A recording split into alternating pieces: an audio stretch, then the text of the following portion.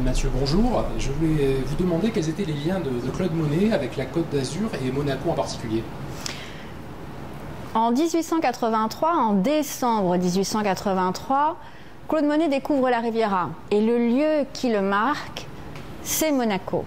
Alors c'est important pour lui, on sait peu de ce voyage, mais on sait qu'il va séjourner dans un hôtel des Bas-Moulins et qu'il va poser son chevalet sur la pointe de la Veille, à l'endroit même de la Villa La Vigie, et peindre deux vues de Monaco depuis Cap-Martin, une peinture dans une collection particulière américaine qui est extrêmement aboutie, achevée, et une autre qui, j'allais dire, lui ressemble profondément, une véritable impression.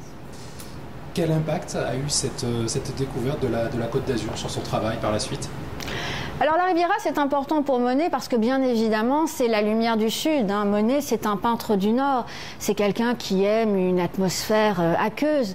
Découvrir le soleil radical de la Méditerranée, c'est quelque chose qui va le marquer. Mais plus encore, plus que cette lumière méditerranéenne, plus que ces couleurs, ces bleus, ces roses dont il parle, c'est une manière de travailler. Lorsque Monet vient à Monaco, il comprend, il réalise que pour évoluer dans sa carrière, organiser sa vie, son travail, il organisera dorénavant des campagnes de peinture. La première campagne de peinture, c'est-à-dire je pars 3 mois, 4 mois, pendant l'année, je réalise l'ensemble de ma production. Monet le fait de janvier à avril 1884 à Bordighera. C'est le début d'un modus operandi. Et puis la Riviera, c'est aussi la visite de Claude Monet à Antibes. Et à Antibes, eh bien, Monet a une seconde révélation. Il cesse de passer d'un lieu à l'autre, d'aller d'un motif à un autre. Et il va faire se succéder devant lui l'étoile. C'est le prémisse des séries. Selon quelle logique vous avez construit et imaginé cette exposition? Alors l'exposition du Grimaldi Forum a été conçue, imaginée, travaillée, pensée autour de Monet et de la Riviera. Alors ça n'est pas un hasard, c'est célébrer l'anniversaire du 140e anniversaire de sa première escale, mais ces voyages sur la Riviera, ça correspond à quelque chose d'important dans son œuvre. Entre 1883 et 1888, eh bien Monet est à mi-parcours. C'est un homme qui a 43 ans, 48 ans, il va mourir à 86 ans, et c'est le moment où il décide de faire cavalier seul. Il abandonne la peinture de compagnonnage, comme on dit, peindre et poser son chevalet à côté des autres. Et donc nous avons travaillé avec des historiens locaux, que ce soit ici, à Monte-Carlo, à Dolceacqua, à Bordighera, à Antibes, pour aller sur les pas de Monet.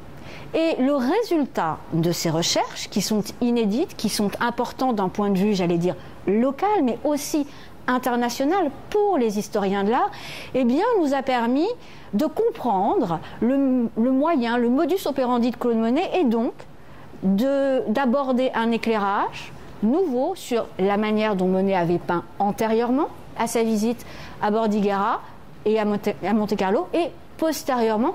C'est donc une vision globale, panoramique de son œuvre dans l'écrin du Grimaldi Forum, plus de 2500 mètres carrés, que l'on propose avec comme cœur battant l'étoile sans pareil peinte sur la Riviera. Alors il y a déjà eu énormément d'expositions consacrées à Claude Monet. Comment parvenir à surprendre le visiteur? Alors l'idée n'est pas de surprendre le visiteur, mais la volonté, c'est de partager avec le visiteur un chemin. Le chemin d'une vie, le chemin d'une peinture dans la lumière. Alors, c'est une invitation à découvrir des chefs-d'œuvre. C'est une invitation à découvrir la peinture. C'est une fête pour le regard. Et les œuvres qui sont présentées, qui viennent des 4 coins du monde, en sont l'illustration. Ensuite, eh bien, c'est un parcours comme il n'y en a jamais eu, qui invite à travers une médiation sensorielle, auditive, visuelle, à voir la nature comme Claude Monet. Chaque visiteur est invité à regarder la peinture de Monet, c'est-à-dire à ne pas se demander ce qu'il peint, mais à quel moment il le peint, et à découvrir sa peinture des nymphéas pour ce qu'elle est, non pas une peinture florale, mais bien une ode à la paix. Quels sont les 3 tableaux qu'il ne faut absolument pas rater, selon vous? Alors, si vous me demandez de choisir 3 tableaux dans l'exposition, je vous dirais que ça m'est absolument impossible. Je suis née à Monaco, ma mère est née à Monaco, mes grands-parents sont de Monaco. Je suis tellement heureuse d'être ici que, bien évidemment, je vous dirais que les toiles qui représentent Monaco sont incontournables, immanquables. Et puis, je citerai une autre œuvre, non pas pour moi, mais pour Monet. C'est une toile qui s'intitule « Véteuil par la brume ». Elle est présentée au début de l'exposition et c'est comme impression soleil levant, comme la vue de Monte-Carlo vue depuis Roquebrune qui appartient au prince, au palais, une fulgurance. La toile est à la limite de l'abstraction.